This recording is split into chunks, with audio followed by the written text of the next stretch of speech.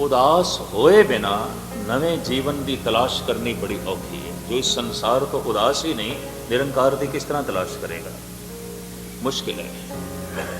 और जैसे शब्द चोट कर गया है, उदास हो गया है, ये बंदा अगर मुसलमान है तो शरा दा पूरा पाबंद हो जाएगा। अगर ये बंदा गुरुद्वारे आ रहा है तो सारी रहत वैत का धारनी हो जाएगा एकदम। और ये बंदा अगर हिंदू है तो पूरा कर्म कांड अपना लेगा फौरन। शब्द ने चोट कर देना, संग ने चोट कर दी है। तो जब सत्संग ने चोट की थी है तो ये अपने इष्ट का पूर्ण तौर पर बनने की कोशिश करेगा। अगर कोई हिंदू पूर्ण तौर पर कर्मकांडी नहीं होया, अजय सत्संग ने चोट नहीं की थी। अगर कोई मुसलमान पूर्ण तौर पर शरा दा धारनी नहीं होया, यकीन जानो अजय नमाज ने चोट नहीं की थी। अजय कुरान की तलावत का कोई असर नहीं होया, कुछ भी नहीं है। कि कोई पूर्ण तौर पर रहत वैत का धारनी नहीं होया, अजय शब्द ने चोट नहीं की थी। अजय कथा कीर्तन ने कदे ही चोट नहीं की थी। ये मन में एक पासे कर जाता रहा, शब्द का तीर लंघ जाता रहा, नहीं लगे। अगर लगता तो ये पूर्ण तौर पर रहत वैत का धारनी हो जाता। अगर सत्संग ने चोट की थी है तो पूरा कर्मकांडी हो जाना सी। और जे मुसलमान है तो पक्का शरई हो जाना, 5 वक्त का पक्का नमाजी और पूरी कुरान की तलावत करने वाला, ज़कात देने वाला, रोजे रखने वाला, किसी भी नियम को छोड़न वाला नहीं। पूरी पुख्तगी पक्याई। हुण जो कुछ मैं कहन लगा उन्होंने थोड़ी जी गहराई नाल सरवण करना। साल 2 साल 5 7 साल शरा दे च लंघे ने, कर्म कांड दे च लंघे ने, रहत वैत दे च लंघे ने, लेकिन नवी जिंदगी प्राप्त नहीं हुई, नवा जीवन प्राप्त नहीं होया। तो 2 शब्द बर्दाश्त करने, ये बंदा शरा तो भी उदास हो जाएगा, ये बंदा कर्म कांड तो भी उदास हो जाएगा। हाथ जोड़ के मैं माफ़ी मंग लवा, मैं गलत होना तो मेरी सुधाई भी कर देना। ये बंदा रहत वैत तो भी उदास हो जाएगा। क्यों? जिस लिए श्रृंगार किया है उसकी झलक नहीं मिली। 5-7 साल हो गए ने, 10 साल हो गए ने, क्योंकि सोचण वाला बंदा तां ही तो शब्द ने चोट की थी। सोचदा ना तो चोट लगनी नहीं सी। चोट तो सियाणे नूं लगेगी लाजमी। 90% खुदकशी सियाणे बंदे करते हैं, मूड नहीं करते, औखे ना होना। और अपने आप को भुलाने की भी कोशिश वही करते हैं जो बहुता सोचते हैं, तो बहुते सोचण करके गमगीन हो जाते हैं। अपने आप के नाल बैठना बड़ा औखा हो जाता है, अपने आप को भुलाने की कोशिश करते हैं। मनुख पुत्र नाल बैठ सकता है, मित्र नाल बैठ सकता है, पत्नी नाल बैठ सकता है, पति नाल बैठ सकता है, कोई किताब चाहिए टीवी नाल बैठ सकता है, रेडियो नाल बैठ सकता है। मनुख अपने आप दे नाल नहीं बैठ सकता, कोई भी नहीं बैठ सकता। क्यों?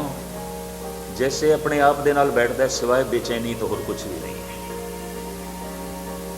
हर मनुख दौड़ रहा है कितों? अपने आप तो भजो, अपने आप तो भजो, दूसरे कोल बैठो। पर कौन दसे दूसरे कोल भी यही सियापे ने, यही कुछ है, दूसरा भी यही कुछ। किस पे खोलो गंठड़ी दुखी भरा आया। महाराज जी कहते मैं गंढ के अगों खोलना चाहिए, अगों खोलन लगना, अगे पहले ही खोल के रख देना। मैं एक दुख की गल करदा, वो 10 दुख की गल करदा। बस 2 दुखी बैठ के अपने दुख को भुला सकते हैं, मिटदा कोई नहीं। ये भी मैं अर्ज करते हैं, वक्ती तौर पर भुलाने का एक ढंग होता है। इस वास्ते कहते ने इकल्ला ते रब भी ना होवे, इकल अखर दी है। जिन्हों इकल अखर की गल स्पष्ट हो गई, अपने आप दे नाल नहीं रह सकता। और क्यों नहीं रह सकता? ये कुछ भी नहीं है, तां ही नहीं रह सकता। जो अपने आप दे नाल रह सकता है बड़ा महान मनुख है, बहुत वड्डा मनुख है। ये भी मैं उसदे कोल कुछ है। ऋषि यागवल्लभ गंगा के तट पर बैठा से, उसके मित्र ने देखा कल्ला बैठा है ऋषि, चलो चल के साथ ले लीए। जाके कोल बैठा तो आख्या संत जी तुसी कल्ले बैठे सी ना, तो मैं थोड़ा साथ देने लिए आ गया। यागवल्लभ कहने लगा, तैनू किसने कह दिता मैं कल्ला बैठा सी, मैं तो अपने नाल जुड़िया होया सी, हुण तू आया मैनू कल्ला कर दिता, मैनू अपने नालों तोड़ दिता, मेरे ते रहम खा, तरस कर, मैनू अपने आप दे नाल बैठण दे। एक ये भी ढंग है, एक ये भी तरीका है। वरना इकल्लेपन नूं आम दुनिया ते सज़ा मनदी है। पता है जेल दे जिसनूं सब तो करड़ी सज़ा देनी होवे उन्होंने कल्ला रखते हैं, तनहा, ये आपे ठीक हो जाएगा, इन्हों 5-7 दिन कलिया रखो। तनहाई सज़ा है किस लिए? जिहदे कोल कुछ भी नहीं है, ना कोई उमंग, ना कोई तरंग, ना कोई खेड़ा, ना कोई खुशी, ना अंदर हुलास।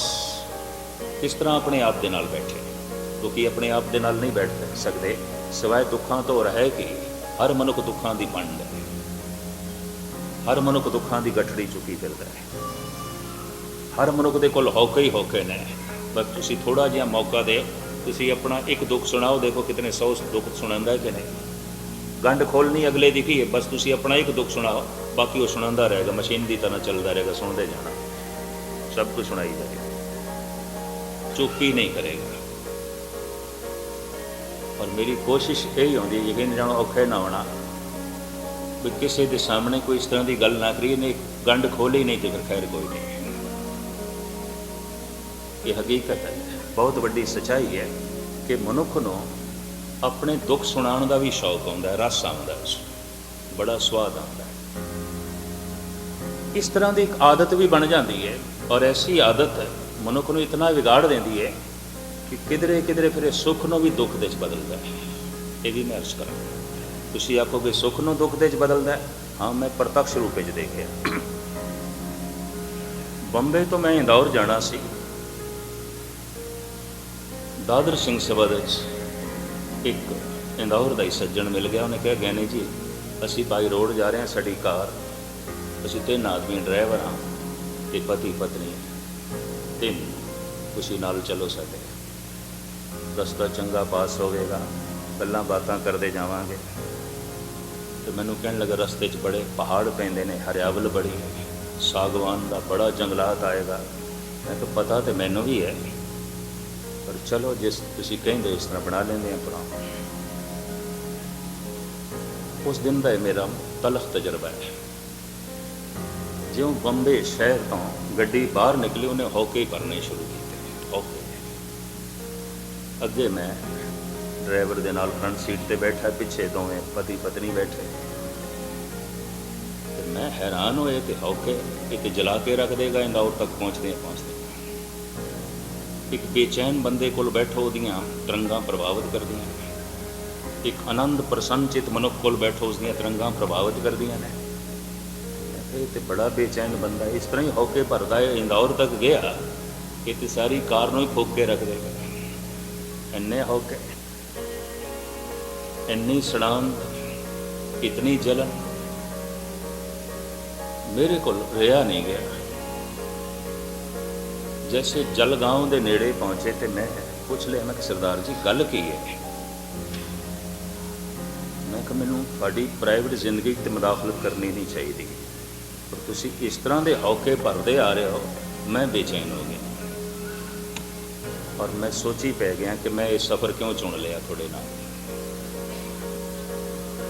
गल की है पता मैनू की आखन लगे, गैनी जी एको ही दिन दे 6 लाख का घाटा पै गया, एको ही दिन दे। कल तो कल का मैं बड़ा बेचैन, बहुत परेशान। पत्नी बोल पई, कहती गैनी जी ये गल नहीं है, ये गलत कहते हैं। और उन्होंने समझाने लगी कम से कम गैनी उन्होंने नाल ते झूठ ना बोलो। तो कहने लगे इन्होंने 4 लाख का नफा होया है, पर इन्होंने मिथया सी कि 10 लाख मिलेगा, तो 10 तो मिले नहीं, मिले 4 है, तो हम कल का कही जाते 6 लाख का घाटा पै गया, 6 लाख का घाटा है। ना आप आराम कर दें ना किसी होर, रोई जाते दुखी। मैं कहा ठीक है, दुख दुख प्रतीत होवे, इस तरह के लोग तो हैं ना, पर कई नफे को भी नुकसान दे बदल देंगे, कई सुखों को भी दुख दे बदल देंगे, जीवना नहीं आता। बहुत सारे लोग तो ऐसे ने सुख को ही दुख दे बदल देंगे। ਨਫਿਆਂ ਨੂੰ ਵੀ ਨੁਕਸਾਨ ਦੇ ਜੋ ਹੈ ਬਦਲ ਕੇ ਰੱਖ ਦਿੰਦੇ ਨੇ। ਜੀਵਣਾ ਆਪਣਾ ਵੀ ਮੁਹਾਲ ਕਰਦੇ ਨੇ, ਦੂਜਿਆਂ ਦਾ ਵੀ। ਆਦਤ ਹੋ ਜਾਂਦੀ ਹੈ। ਔਰ ਫਿਰ ਹੌਕੇ ਤੇ ਪੁੱਛੋ ਤੇ ਫਿਰ ਦੁੱਖਾਂ ਦੀ ਪੰਡ ਖੋਲ ਕੇ ਜੋ ਹੈ ਰੱਖਣਗੇ, ਵਿਸਤਾਰ ਸਹਿਤ ਜੋ ਹੈ ਬਿਆਨ ਕਰਨਗੇ। ਤਾਂ ਖੈਰ ਮਨੁੱਖ ਦਾ ਆਪਣੇ ਆਪ ਦੇ ਨਾਲ ਜੀਵਣਾ ਬੜਾ ਔਖਾ ਹੈ। ਭੁਲਾਉਣ ਦੀ ਕੋਸ਼ਿਸ਼ ਇੱਥੋਂ ਹੀ ਜੋ ਹੈ ਸਿਲਸਿਲਾ ਆਰੰਭ ਹੁੰਦਾ ਹੈ। ਤਾਂ ਹੁਣ ਮੁਖਤਸਰ ਮੈਂ ਅਰਜ਼ ਕਰਾਂ, ਜੋ ਸ਼ਬਦ ਤੋਂ ਸਤਸੰਗ ਤੋਂ ਚੋਟ ਖਾ ਕੇ ਉਦਾਸ ਹੋਇਆ ਹੈ, ਲਾਜ਼ਮੀ ਅਗਰ ਇਹ ਸਿੱਖ ਹੈ ਤਾਂ ਪੂਰਾ ਰਹਿਤੀਆ ਬਹਿਤੀਆ ਹੋਵੇਗਾ। ਮੈਂ ਫਿਰ दोहराऊं, अगर ये मुसलमान है तो पक्का शरई होगा, पक्का शरई। हज पे भी जाएगा, रोज़े भी रखेगा, 5 वक्त नमाज भी पढ़ेगा, ज़कात भी देगा, तलावत भी करेगा, सब कुछ करेगा, सुन्नत भी रखेगा। और जे ये हिंदू है पक्का कर्मकांडी होगा। 68 तीर्थां दे चों इसने एक भी नहीं छड़ना, सारियां दा इशनान करके आएगा। इन्हें माघ दा भी इशनान करना है, कुंभ दा भी करना है, इन्हें सवेरे शाम गीता का पाठ भी करना है, इन्हें पूजा भी करनी है, इन्हें अर्चा भी करनी है, इन्हें बंधन भी करना है, इन्हें तिलक भी पहनना है, इन्हें जनेऊ भी पहनना है, इन्हें धोती भी पहननी है। ये पक्का कर्मकांडी बनेगा, ये पक्का रहत बहतिया बनेगा और एक पक्का शरई बनेगा। लेकिन दिन बहुत हो जान तो बंदा सोचण समझण वाला हो, दिमागी तल ते जीण वाला हो।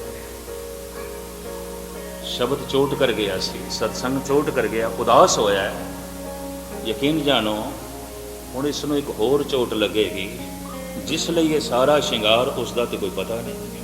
वो तो है ये शरा तो उदास हो जाएगा, गुस्ताखी माफ, एक कर्म कांड तो उदास हो जाएगा।